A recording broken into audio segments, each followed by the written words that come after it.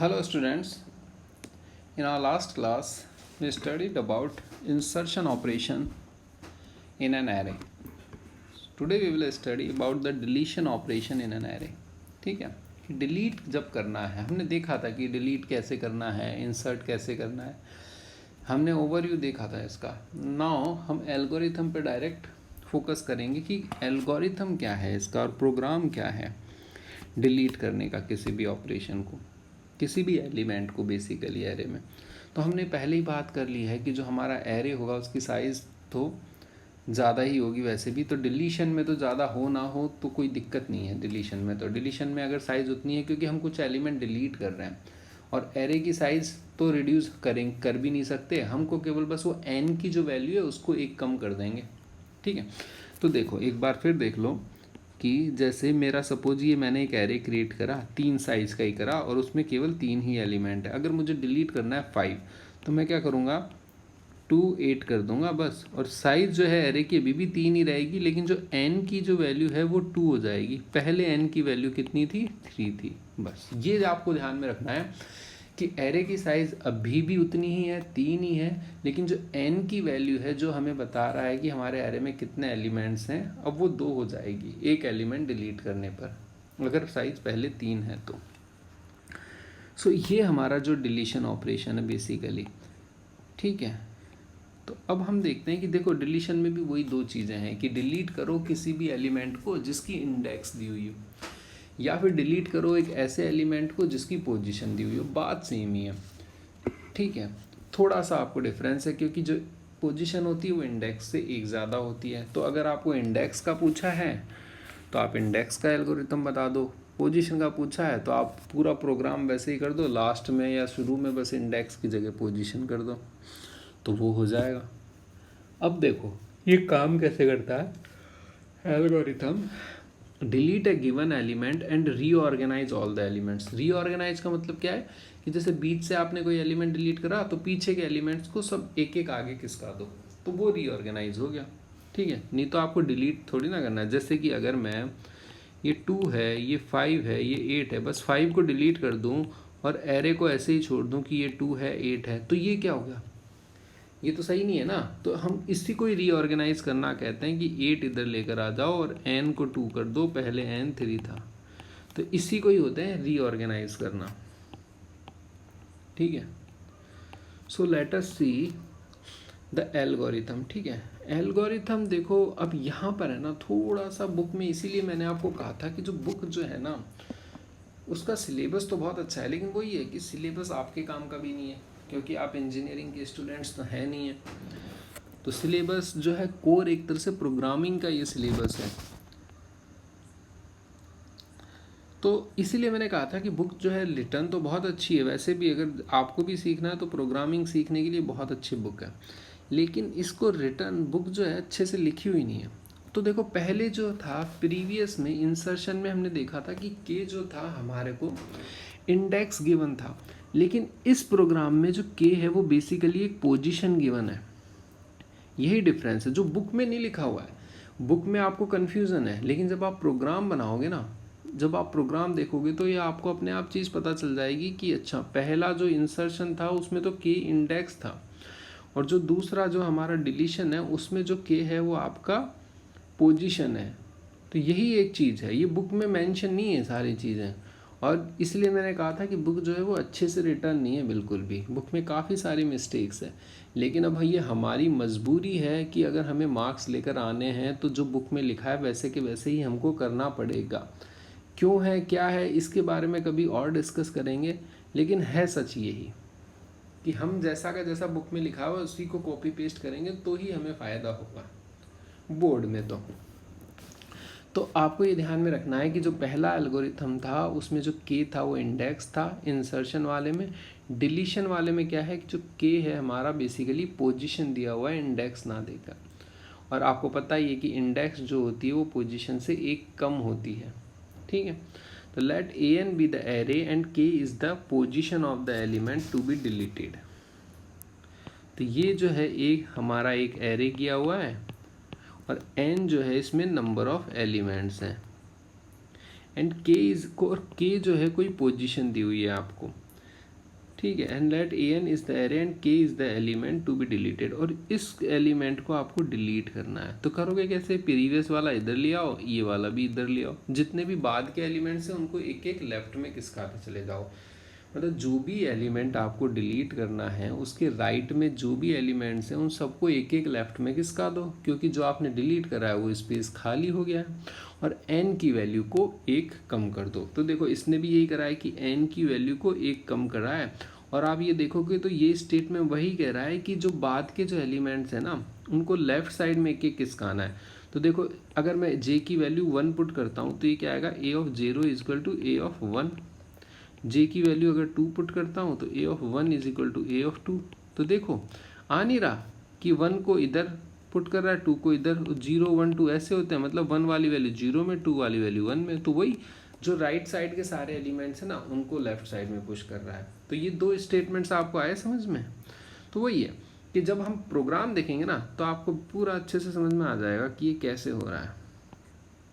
Algorithm से समझना थोड़ा टिपिकल है। तो let's start with the algorithm, कि एल्गोरिथम क्या है। Let's start with the program, कि प्रोग्राम क्या है। देखो यहाँ पर जो है ना, यहाँ पर ये चीज़ ठीक है, क्योंकि यहाँ पर जो है ये एरे 5 ही साइज़ का क्रिएट करेगा। और ठीक है हमको तो डिलीट करना है, तो अगर एरे की साइज़ 5 ही है तो हमको कोई दिक्कत नहीं है, इंसर्ट करने में ज़्यादा चाहिए थी हमको साइज़।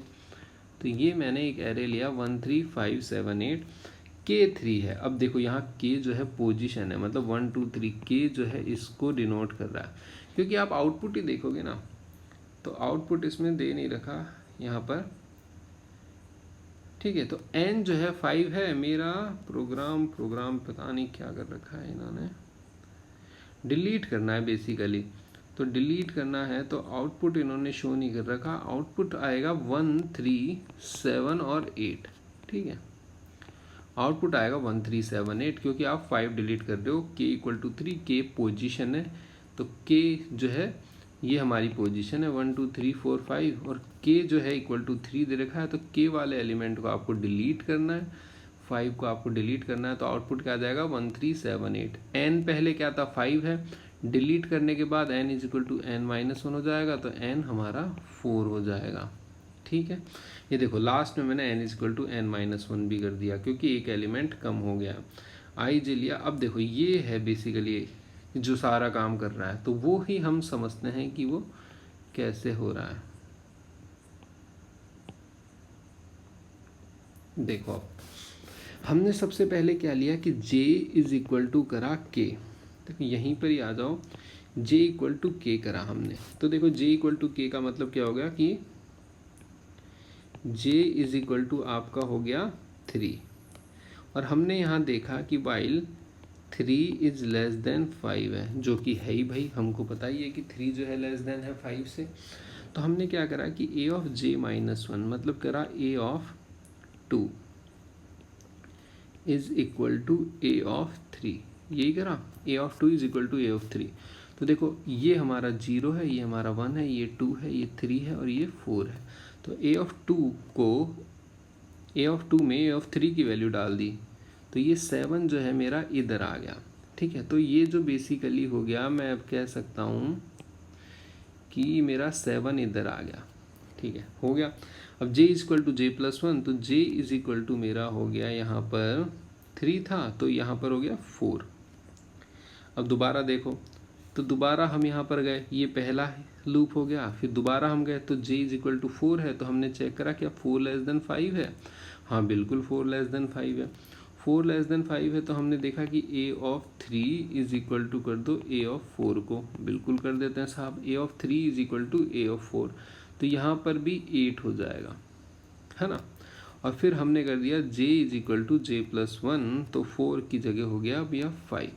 अब फिर एक और हमारा इटरेशन बढ़ जाएगा ऐसे, j इज इक्वल टू 5, लेकिन हमने चेक किया क्या a 5 लेस देन 5 है, भाई 5 लेस देन 5 तो नहीं है, 5 लेस देन 5 नहीं है, तो हम बाहर आ जाएंगे। n इज इक्वल टू, अरे कहाँ चले गए, n is equal to n minus 1 पे। तो n जो है हमारा कितना हो गया, पहले 5 था अब 4 हो गया।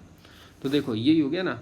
अब देखो लास्ट के एलिमेंट में अभी भी 8 ही रहेगा, लेकिन हमने n जो है इसको कह दिया ये हमारा n जो इक्वल टू 4 है, number of elements in the array 4 है, लास्ट के एलिमेंट में भी 8 है, लेकिन मेरा जो n है वो बता रहा है कि भाई मेरे टोटल नंबर ऑफ एलिमेंट्स कितने हैं। तो इस चीज़ को बेसिकली मैंने डिसरिगार्ड ही कर दिया, इसको मैं कंसीडर ही नहीं कर रहा हूँ। मतलब ये बेसिकली एरे में वैसे भी रैंडम वैल्यू होती है, तो ये बेसिकली एक तरह से रैंडम वैल्यू ही हो गई है। ठीक है, आप इसको सोच कर देखना कि हमने क्या करा कि जो लास्ट का सेल है ना उसको एक तरह से इग्नोर कर दिया। वो सेल है, उसमें वैल्यू है, लेकिन उस सेल को इग्नोर कर दिया। हमने ये कह दिया कि हमारी n की वैल्यू को कम कर दिया, n इक्वल टू 4 कर दिया।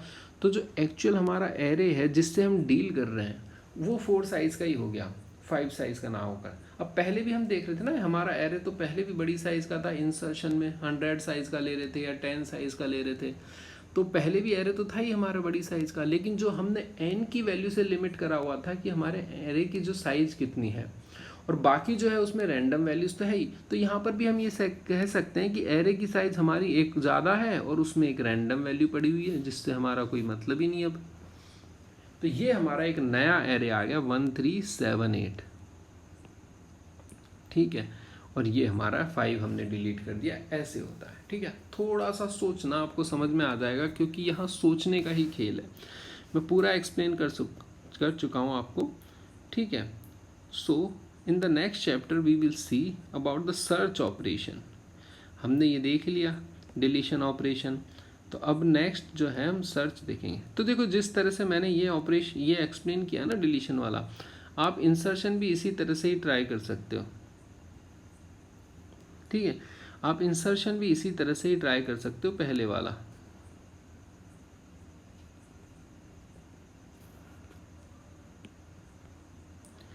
तो इंसर्शन भी जो है पहले वाले तरीके से ही इसी तरीके से ट्राई कर सकते हैं, जैसे भी मैंने ये शो करा ना, इस तरह से ये लाइन लगा कर ऐसे, इस तरह से कंडीशन लगा कर यहाँ पर एक तरह से मैंने जो है ये स्पेस क्रिएट कर दिया, हॉरिजॉन्टल एरे टाइप का ऐसे मैंने बना दिया है।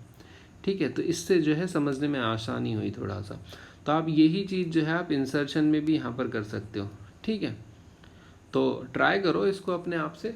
अगर नहीं होगा तो हम जूम क्लास जब लाइव होगी तो उसमें डिस्कस कर लेंगे, बट ट्राई योरसेल्फ, क्योंकि अगर मैं कितना ही एक्सप्लेन कर दूं आपको चीज़ें तब तक नहीं आएगी जब तक कि आप खुद से ट्राई नहीं करोगे। प्रोग्रामिंग है ही ऐसी चीज़, मैथ्स की चीज़ है। जैसे मैथ्स में आपको मैं कितना ही एक्सप्लेन कर दूं, जब तक आप खुद से क्वेश्चन सॉल्व नहीं करोगे आपको मैथ्स कभी नहीं आ सकती है। So similar thing is here, if you do not write programs, if you do not try to think yourself, you will never learn this. और केवल शुरू में ही थोड़ी दिक्कत है, अगर आप थोड़ा सा एफर्ट यहाँ पर लगा लेते हैं, समझ लेते हैं, तो उसको बाद आपको कोई भी दिक्कत नहीं आएगी। यहाँ पर आसान चीज़ें हैं, कोई हार्ड नहीं है, बस आपको कोशिश करने की बात है। ठीक है, तो दैट्स व्हाट